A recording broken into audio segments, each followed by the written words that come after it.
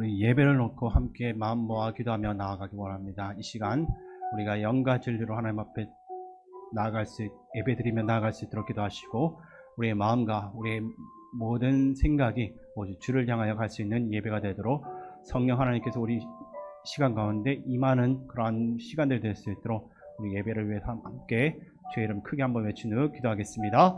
주여! 거룩하시고 존귀하신 아버지 하나님, 이 시간 우리를 불러주심을 감사드립니다. 아버지 하나님, 성령 하나님께서 우리를 다스려 주시었고 우리의 마음과 우리의 모든 생각을 온전히 주님 앞에 내어 맡길 수 있도록 도와주시옵소서. 연약한 우리 인생 가운데 하나님 함께하여 주시옵소서. 아버지 하나님, 우리가 하나님만 바라보며 나아갈 수 있기 원합니다. 아버지 하나님, 우리의 생각을 온전히 주님께 내어 맡깁니다. 우리 가운데 하나님 함께하여 주시옵소서. 성령 하나님께서 이 시간 기름 부어 주시옵고 주의 은혜가 넘치는 시간들 될 수 있게 도와주시옵소서. 죄의 고백이 있기 원합니다. 하나님 앞에 거룩하지 못한 모습으로 나아가지 못하는 그러한 모습들이 있다면 저희들을 긍휼히 여겨주시고, 이 시간 하나님 앞에 존귀한 모습으로 거룩한 모습으로 나아갈 수 있도록 저희들을 붙들어 주시옵소서. 저희들 가운데 하나님의 은혜를 다하여 주시고 온전히 주님만을 바라보며 나아갈 수 있도록 도와주시옵소서. 성령 하나님, 우리 가운데 함께하여 주시고 우리를 지켜주시옵소서. 오직 주님만 바라보며 나아갑니다. 아버지 하나님, 이 시간 함께하여 주시옵소서. 말씀을 선포하시는 최우실 목사님 붙들어 주시어서 주의 능력의 말씀으로 담대하게 선포할 수 있도록 주님 도와주시옵소서. 우리를 사랑하신 예수님의 이름으로 기도드립니다. 아멘. 참으로 좋으신 아버지 하나님, 감사합니다. 날씨가 많이 덥습니다. 이 더운 날씨 속에 힘들고 몸상하는 일이 없도록 주님 우리를 지켜주시옵소서. 항상 주님께 기도하게 하시고 주님의 말씀을 사모하게 하시고 주님의 뜻대로 살아가는 저희들 되게 해 주시옵소서. 담임 목사님 휴가 중이십니다. 편안하게 잘 지내시고 오시길 기도합니다.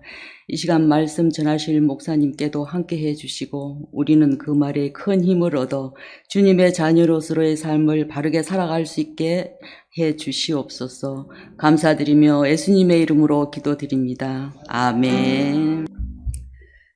네, 오늘 말씀은 신명기 19장입니다. 19장 1절에서 10절입니다. 구약성경 291쪽입니다.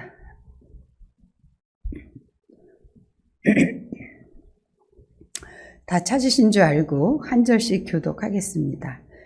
내 하나님 여호와께서 이 여러 민족을 멸절하시고 내 하나님 여호와께서 그 땅을 내게 주심으로 내가 그곳을 받고 그들의 성읍과 가옥에 거주할 때에 내 하나님 여호와께서 내게 기업으로 주신 땅 가운데에서 새 성읍을 너를 위하여 구별하고 내 하나님 여호와께서 내게 기업으로 주시는 땅 전체를 새 구역으로 나누어 길을 닫고 모든 살인자를 그 성읍으로 도피하게 하라.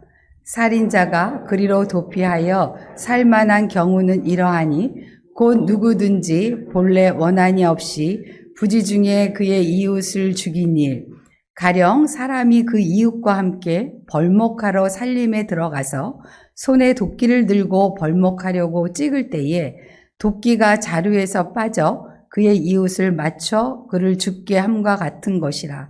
이런 사람은 그 성읍 중 하나로 도피하여 생명을 보존할 것이니라.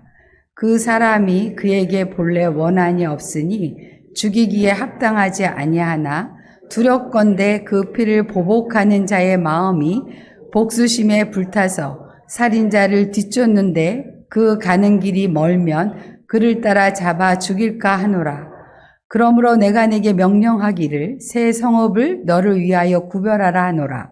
내 하나님 여호와께서는 내 조상들에게 맹세하신 대로 내 지경을 넓혀 내 조상들에게 주리라고 말씀하신 땅을 다 내게 주실 때 또 너희가 오늘 내가 너희에게 명령하는 이 모든 명령을 지켜 행하여 내 하나님 여호와를 사랑하고 항상 그의 길로 행할 때에는 이 셋 외에 새 성읍을 더하여 내 하나님 여호와께서 내게 기업으로 주시는 땅에서 무죄한 피를 흘리지 말라.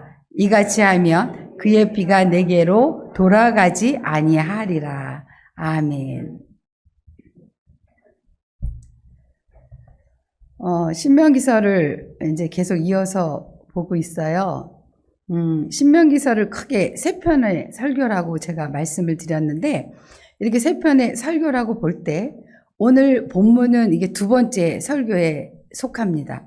그러니까 신명기 전체를 십계명에 대한 해석으로 보는 학자들이 많은데, 그에 따르면 이 전반부 5장에서 이 18장까지는 하나님만을 사랑하라는 내용의 해석이고, 그리고 이 후반부인 오늘 시작하는 이 19장부터 26장까지는 이웃을 사랑하라는 그 내용의 해석입니다. 그러니까 오늘 본문이 속한 이 후반부 내용에 대해서 좀 더 자세히 언급을 한다면, 이웃과의 관계에서 벌어지는 일들, 사람들 가운데 행해지는 일들을 6, 7, 8, 9, 10 이 5계명에 비추어 풀어내고 있는 것입니다. 따라서 오늘 본문 말씀은 살인하지 말라는 그 6계명에 대한 해석으로 살인하지 말라는 명령과 깊은 관계가 있는 도피성에 대한 말씀입니다. 이 도피성에 대한 문제는 이미 출애굽기, 레위기, 민수기에서 언급이 되었고 여호수아에서도 언급이 됩니다. 그렇다면 하나님이 이렇게 반복해서 도피성에 대해서 강조하시는 전제 조건은 무엇일까요? 뭔가 이렇게 강조하는 데는 이유가 있다는 거죠. 그 이유가 무엇이냐는 것입니다. 또한 신명기서에 나타난 도피성에 대한 언급이 다른 책과는 다르죠. 조금 다릅니다. 다른 특징이 무엇일까요? 또한 이제 2절과 7절에 새 성읍을 너를 위하여 구별하란 말씀이 있어요. 여기서 너는 한 개인을 이야기하는 것이 아니라 이스라엘 백성 전체를 지목하고 있는 것입니다. 그러면 여기서 새 성읍을 너를 위하여 구별하란 말씀은 무엇이냐면, 도피성은 사람을 죽인 사람을 위한 것인데 왜 너를 위하여냐는 거죠. 그리고 왜 이것이 도피성을 구별하는 것이 왜 이스라엘 백성 전체를 위한 것이냐는 것입니다. 이 질문에 대한 것을 말씀을 통해서 정리하면서 찾아가 보도록 하겠습니다. 요즘 TV를 보면 법과 관련된 드라마가 많이 나오는 것 같습니다. 한동안 의학 드라마가 좀 유행을 불러일으켰죠. 그런데 이제 제법 법에 대한 드라마가 아주 이렇게 한몫을 하는 것 같습니다. 이상한 변호사 우영우 너무 재밌게 보셨죠. 저는 시간이 없어서 텔레비를 많이 보지는 않는데 이 드라마라든가 어떤 TV가 이 세상이 돌아가는 것들을 이렇게 드러내는 것, 나타내는 것, 그런 것일 수도 있는 것 같아요. 그래서 전혀 안 보는 것보다는 조금 보는 것도 세상을 살아가는데 도움이 좀 될 것 같다는 생각이 있어서 좀 아주 인기 있는 드라마는 좀 제가 보는 편입니다. 근데 이제 이 이상한 변호사 우영우 굉장히 재밌게 봤어요.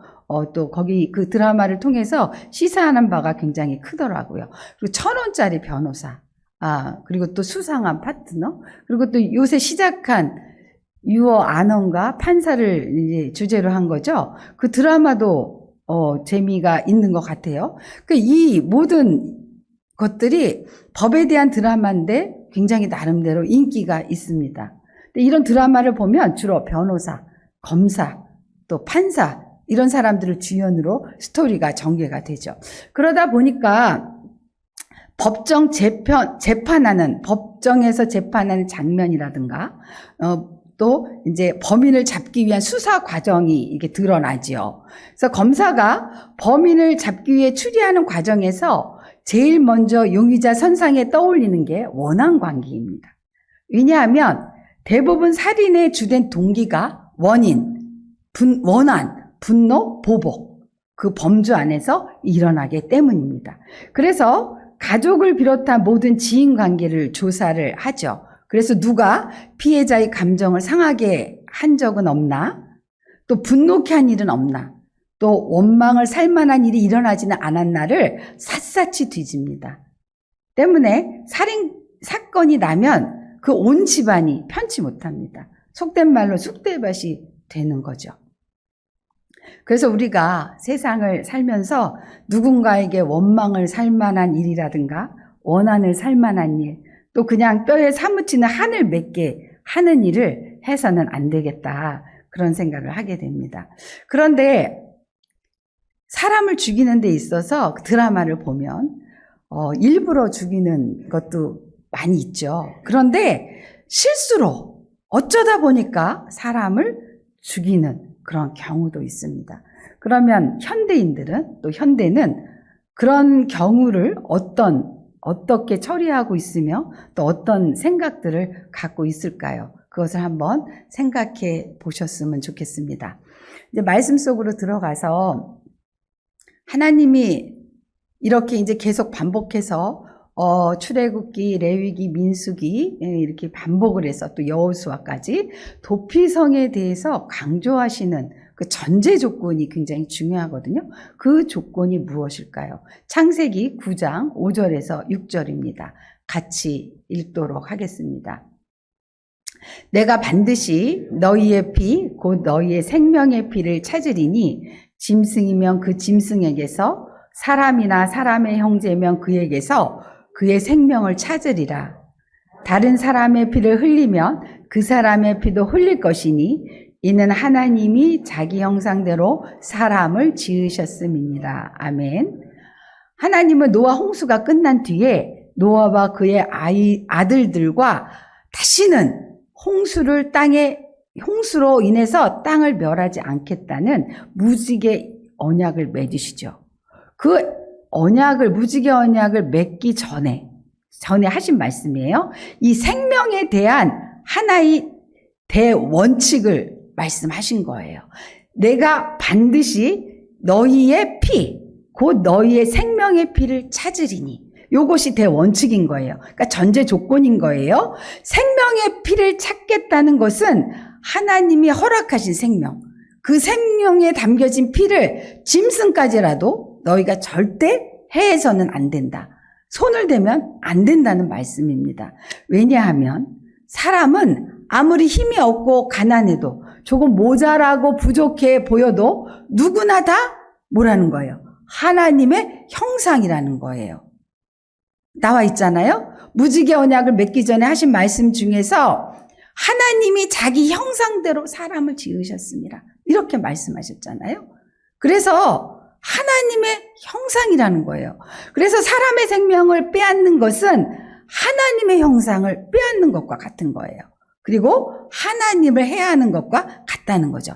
그러니까 기본적으로 하나님은 살인에 대해서는 어떠한 이유도 불가하다는 말씀을 하고 계시는 거예요. 살인은 절대 안 된다. 그런 말씀인 거죠. 그런데 이 말씀의 근거에서 고엘 제도가 만들어집니다. 민수기 35장 19절입니다. 제가 읽겠습니다.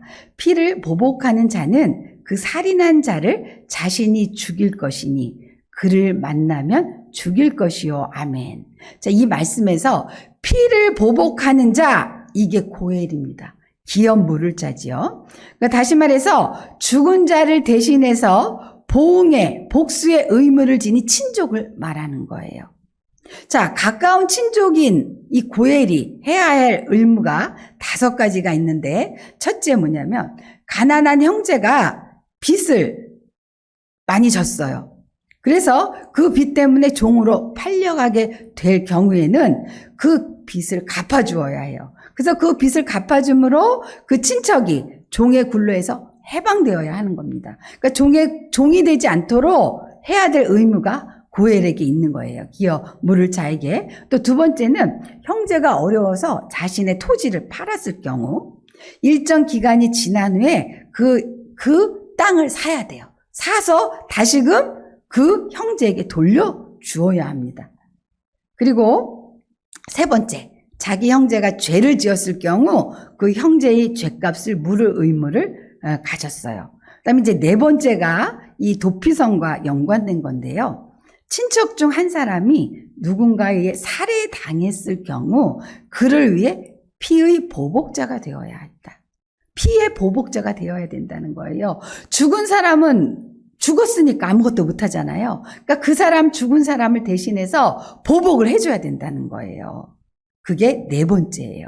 그다음에 이제 다섯 번째가 형제가 자식이 없이 죽었을 경우 그 공동체의 존속을 위해서 가까운 형제 순으로 형이 죽었으면 그 다음에 동생이 또 그 동생이 죽으면 그 다음에 그 밑에 동생이 이렇게 형제 순으로 남겨진 미망인과 동침하여서 기업을 이을 자녀를 낳아주는 거예요. 자, 이 이야기가 어디 나오나요? 룻기에 나오죠. 기업 물을 자 보아스 기억하실 것입니다. 이렇게 고엘이 감당해야 할 일이 5종류라는 거죠. 그러면 왜 이런 법이 만들어졌냐는 거죠. 어떤 생명도 다 존중받아야 되기 때문에 그렇죠. 어떤 생명이든 다 하나님의 형상이기 때문에 어떤 생명도 죽어 마땅한 생명은 없고 모든 생명은 다 보호해야 되고 보호되어져야 한다는 것이 아까 얘기했죠. 하나님의 원칙이라는 거예요. 그래서 그 생명을 해한 사람은 반드시 죽인다는 겁니다. 반드시 그 형제가 없으면 사촌이 없으면 그 가문에서라도 그를 철저히 쫓아가서 죽이라는 거예요. 자, 이 말을 좀 바꿔 말하면 절대로 사람을 죽여서는 안 된다. 그 말을 하고 있는 거죠. 이 정도로 강한 법이 있으면 사람을 죽이는 비극이 좀 없겠죠. 근데 없어야 되겠는데 그런데 또 있다는 것이 문제인 거죠. 자, 살다가 보면 여러 가지 이유로 사람이 죽습니다. 그런데 사람이 죽을 때마다 생명을 보호해야 한다는 이 고엘 원칙에 따라서 고엘들이 나서서 서로 죽인다고 나서는 거죠. 어떤 일이 일어날까요? 어떤 일이 발생할까요? 고엘은 또 다른 고엘을 낳겠죠. 피는 피를 낳고요. 복수는 복수를 낳습니다. 그러니까 끊임없이 계속해서 피가 피를 부르는 실상이 이 살상이 계속되는 거예요. 살인이 계속 일어나는 거죠. 하나님은 이것을 원치 않으시는 거예요. 그래서 고의로 죽이지 않은 살인에 대해서는 오히려 보호해주는 법을 따로 만드신 거죠. 그게 바로 뭐에 대한 법이에요? 도피성에 관한 법인 거예요. 자, 그 도피성에 대한 법이 출애굽기에 이미 등장을 합니다. 자세하게 등장을 하는데 출애굽기 21장 12절에서 13절을 한번 같이 보겠습니다.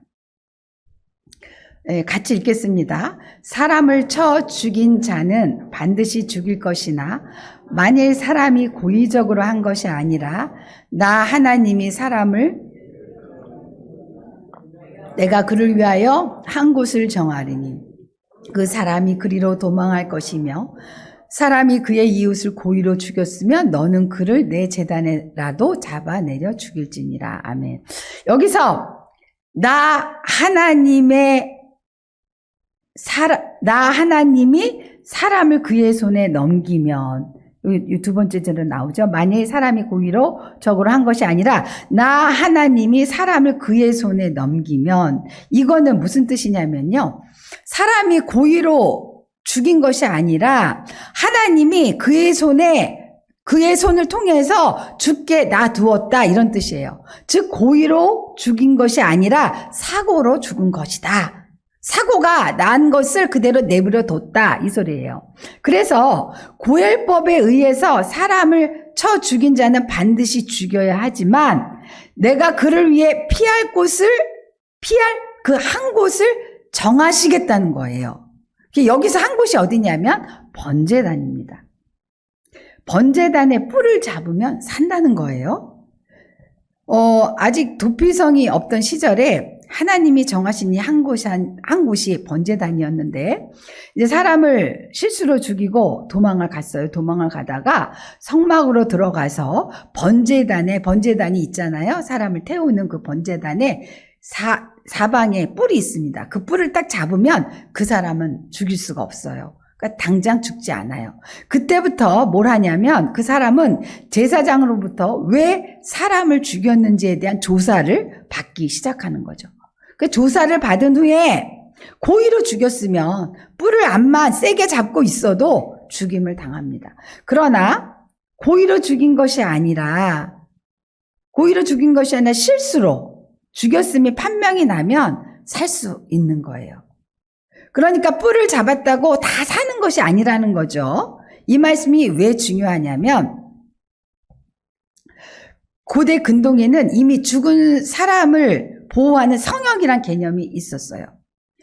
유대에만 있었던 것이 아니라 다른 고대 국가에서도 성역이란 이름이 존재를 했어요. 그래서 신전 안에 들어가면, 사람을 죽이고 신전 안에 들어가면 그 사람은 건드릴 수도 죽일 수도 없었어요. 그런데 그 성역 개념과 번제단의 뿔을 잡거나 도피성에 들어가는 것은 달라요. 뭐가 다르냐면 이방의 성역은 사람을 고의로 죽였든 어쩌다 실수로 죽였든 성역 안에 가기만 하면 아무도 건드릴 수가 없는 거예요.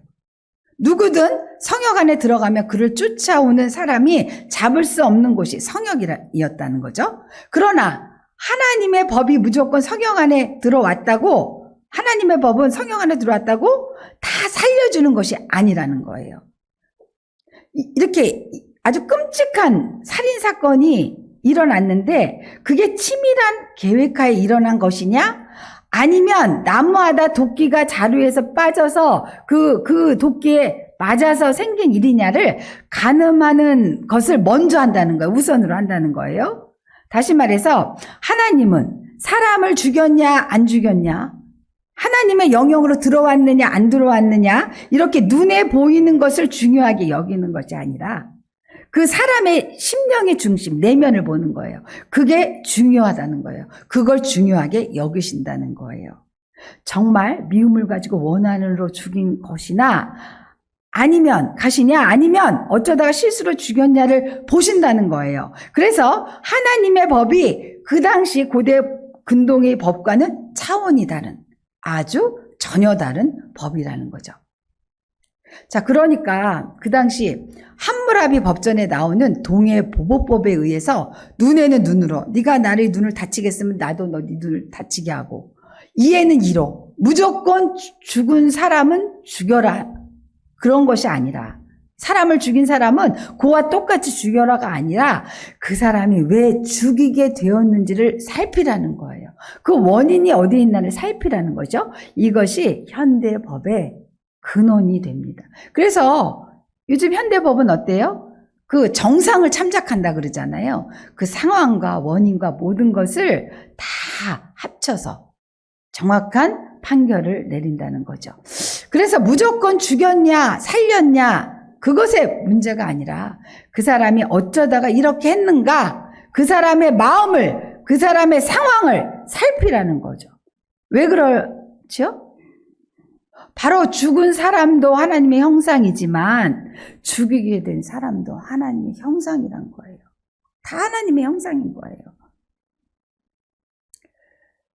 자, 모세가 도피성에 대한 언급을 신명기에서만 한 것이 아니라 이미 출애굽기, 민수기, 레위기에서 했습니다. 그렇다면 신명기서만이 갖고 있는 특징이 있어요. 그게 이제 1절에서 3절입니다. 네, 1절에서 3절을 제가 읽을 텐데요. 여기에서 중복되는 것이 무엇인가 그거를 한번 찾아보셨으면 좋겠어요. 내 하나님 여호와께서 이 여러 민족을 멸절하시고 내 하나님 여호와께서 그 땅을 내게 주심으로 내가 그것을 받고 그들의 성읍과 가옥에 거주할 때에 내 하나님 여호와께서 내게 기업으로 주시는 땅 가운데에서 새 성읍을 너를 위하여 구별하고 내 하나님 여호와께서 내게 기업으로 주시는 땅 전체를 새 구역으로 나누어 길을 닦고 모든 살인자를 그 성읍으로 도피하게 하라. 지금 1절에서 3절을 제가 읽었어요.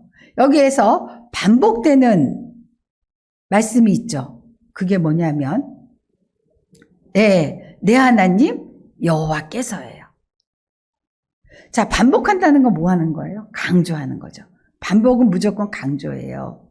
그러면 왜 도피성을 만들었냐 하면, 왜 그 생명을 보존해야 하냐면 너희가 그 땅에 들어가는 자체가 너희의 능력이 아니라는 거예요. 너희의 손에 의해서, 너희의 실력에 의해서, 너희의 행위에 의해서가 아니라 내 하나님 여호와께서 그 여러 이방 민족을 멸절하시고 내 하나님 여호와께서 그 땅을 내게 주실 것이고, 그래서 그 땅에서 너희가 거저 들어가서 살 것이라, 그러는 말씀인 거예요.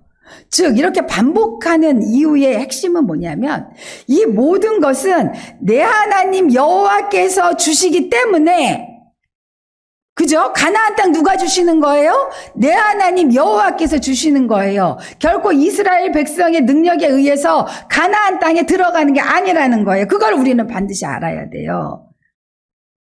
그래서 주시기 때문에 너희는 누구의 마음을 존중해야 되냐? 그분의 마음, 여호와의 마음을 존중해야 되고 그분의 말씀을 따를 필요가 있다는 거예요.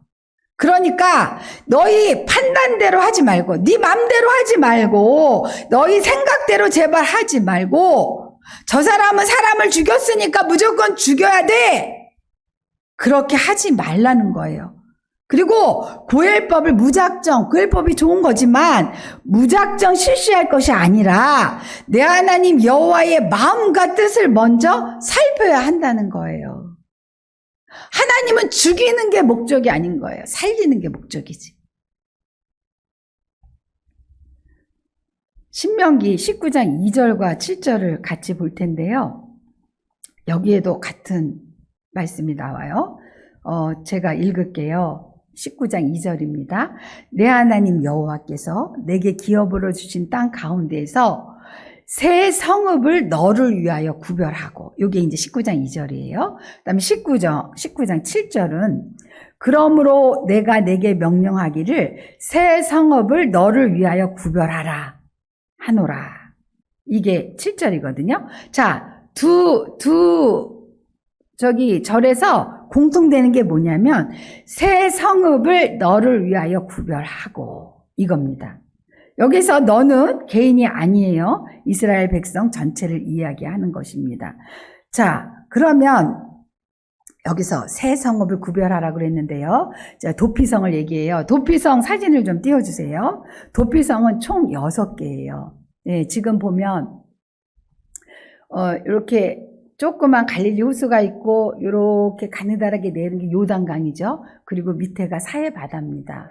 그러면 요단강 서편이고 동편이에요. 동편에 3개의 도피성이 있어요. 그리고 서편에 3개의 도피성이 있어요. 여기서 여기서 얘기하는 새 성읍이라는 것, 3개의 성읍이라는 것은 서편에 있는 것을 이야기하는 거예요. 그러니까 이스라엘 백성이 요단강을 건너기 이전에 이미 동편에 3개의 도피성을 만들었어요. 그리고 이제 들어가야 돼요. 가나안 땅을 요단강을 건너서 들어가서 가자마자 뭐부터 하라는 거예요? 도피성부터 구별하라는 거예요. 그래서 도합 몇 개가 되는 거예요? 도피성이 6개가 되는 거예요. 근데 여러분 도피성 사진을 좀 보세요. 얼마나 거리가 이렇게 띄어져 있는 거리가 일정하죠. 뭐 2개가 막 붙었다든가 그렇지 않아요. 그리고 저 도시는 큰 도시예요. 그리고 저 도시를 가려면 대로가 뚫려 있는 길이에요.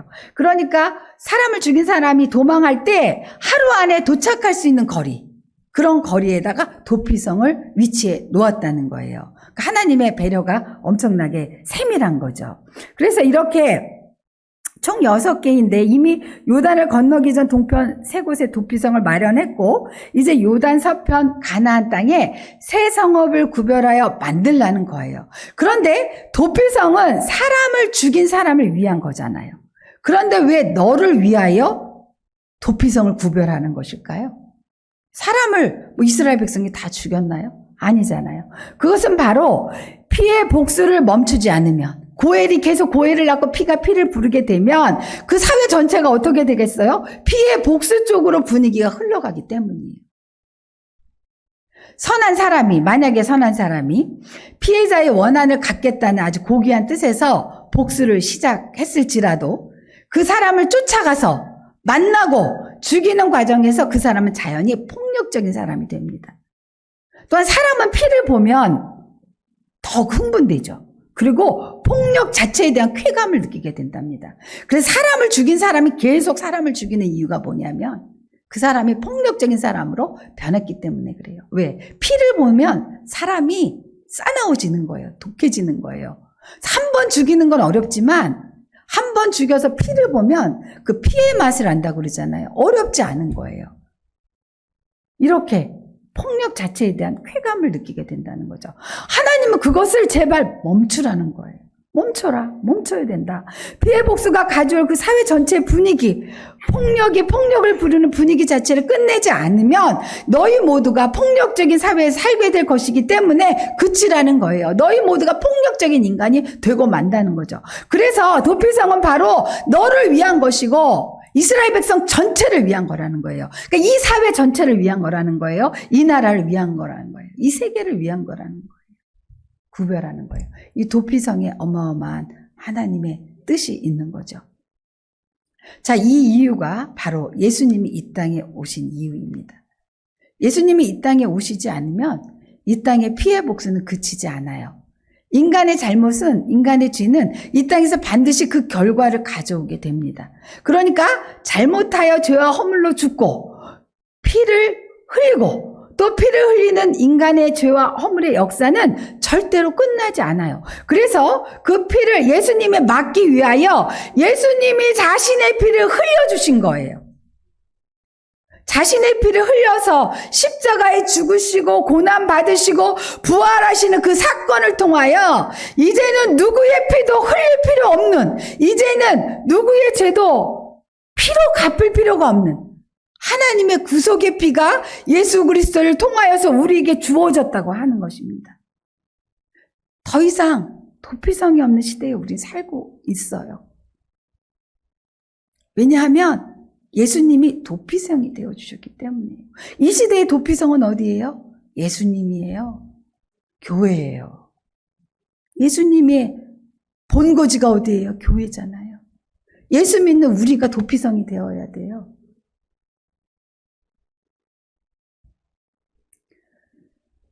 그분을 믿으면 마음으로 믿어 의에 이르고, 로마서에 나오죠? 입으로 시인하여 구원에 이르는 이 모든 하나님의 방법이 이미 예수님을 통해서 우리에게 허락되었다는 거예요. 이게 복음이죠. 우리들이 이 시간 나와서 하나님의 말씀을 듣는 이유가 뭐예요? 집에 가서 편안히 좀 누워 계시고 싶으시잖아요. 설거지도 했고 아주 힘들게. 예수님 때문이잖아요. 그죠? 율법 속에 길이 있고 율법 속에 우리가 사는 방법이 있기 때문이 아니에요. 이 모든 것을 완전케 하신 우리의 대제사장이 계시기 때문에 그 예수님이 나의 모든 피와 나의 모든 보복과 나의 모든 복수를 끝내셨다는 거예요. 그래서 복수는 우리에게 있는 게 아니에요. 누구에게 있는 거예요? 하나님께 있는 거예요. 예수님께 있는 거예요. 복수가 내가 하는 게 아니라 내가 암만 나한테 원한이 있는 그런 일을 만들어준 사람이 있더라도 그건 누가 하는 거예요? 내가 하는 거 아니에요. 하나님은 우리 손에 피 묻히는 거 싫어하신단 말이에요. 예수님의 피로 다 해결되는 거예요. 그래서 그분 안에 나의 모든 새로운 생명이 있다고 고백하는 것입니다. 우리는 누군가 어떤 잘못을 좀 하면 그것으로 그 사람을 포기해버립니다. 아유, 그 사람 그런 사람이야. 안 돼. 사람 안 돼. 라고 말해버리기도 하죠. 그런데 하나님은 사람을 죽인 모세 살인자잖아요. 애굽에서 살인했어요. 그리고 도망갔잖아요. 미디안 광야로. 사람을 죽인 모세를 지금 어떻게 쓰고 있어요? 이스라엘 백성의 출애굽 리더로 삼으셨어요. 그리고 그를 통해서 이 신명기 말씀을 전하시잖아요.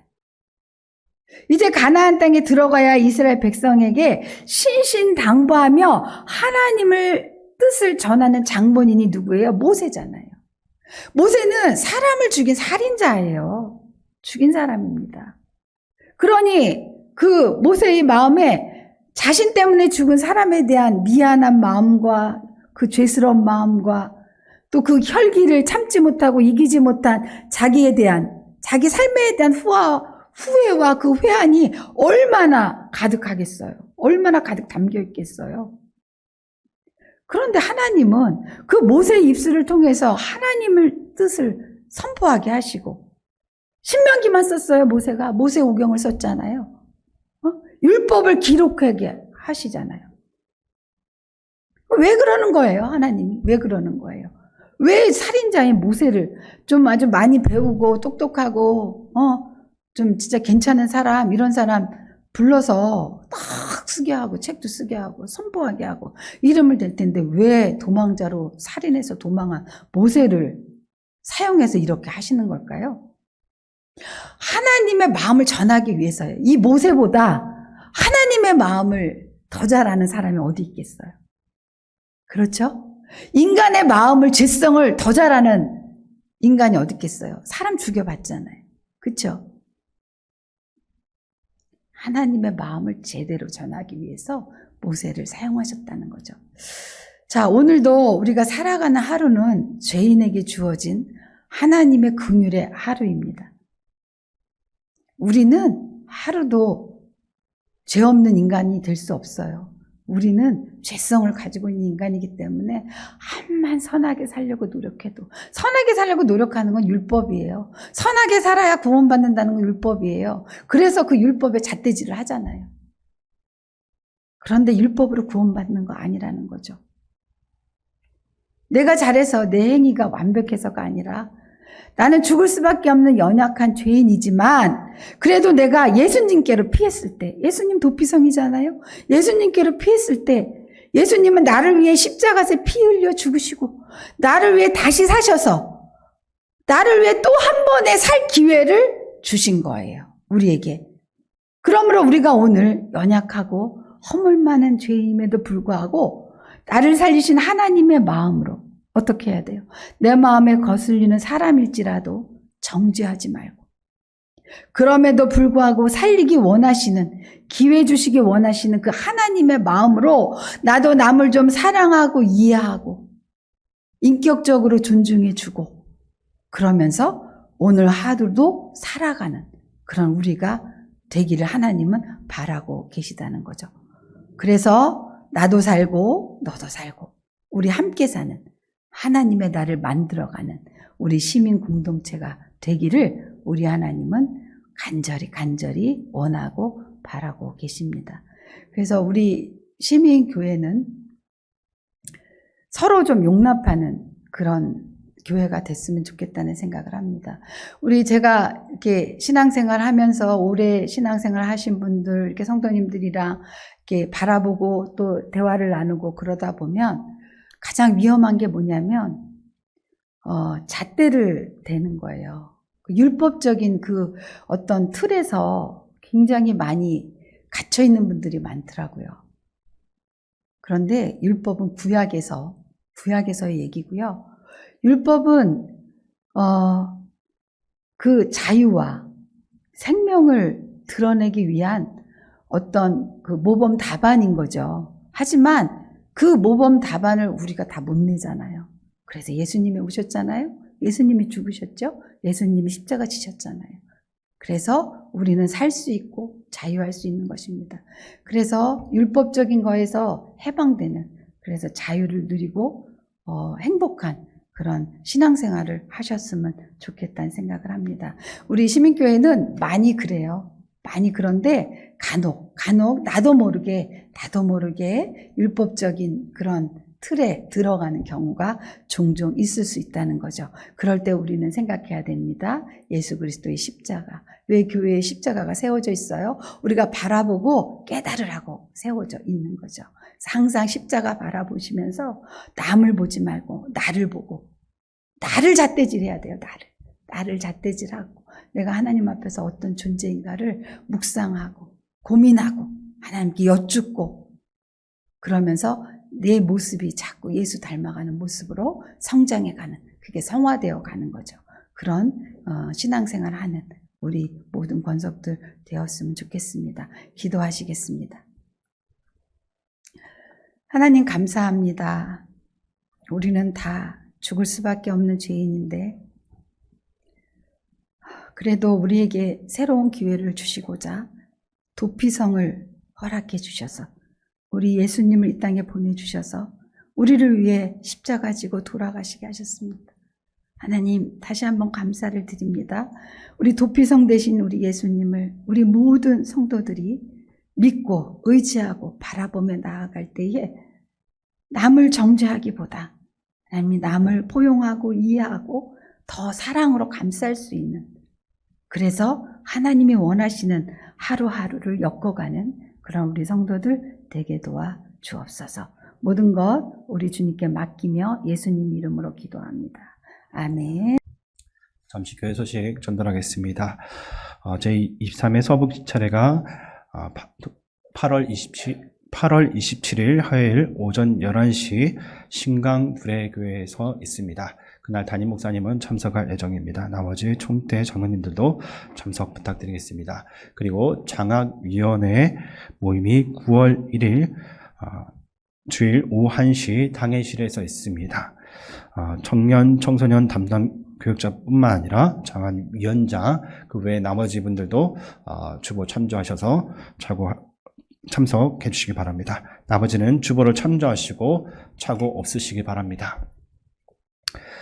지금은 길과 진리요 생명의 신 예수 그리스도의 은혜와 세상을 이처럼 사랑하사 독생자를 주신 하나님 아버지의 지극하신 사랑하심과 성령의 감화 감동하심과 새롭게 하심이 이제로부터 영원히 함께 하심을 간절히 축원하옵나이다. 아멘.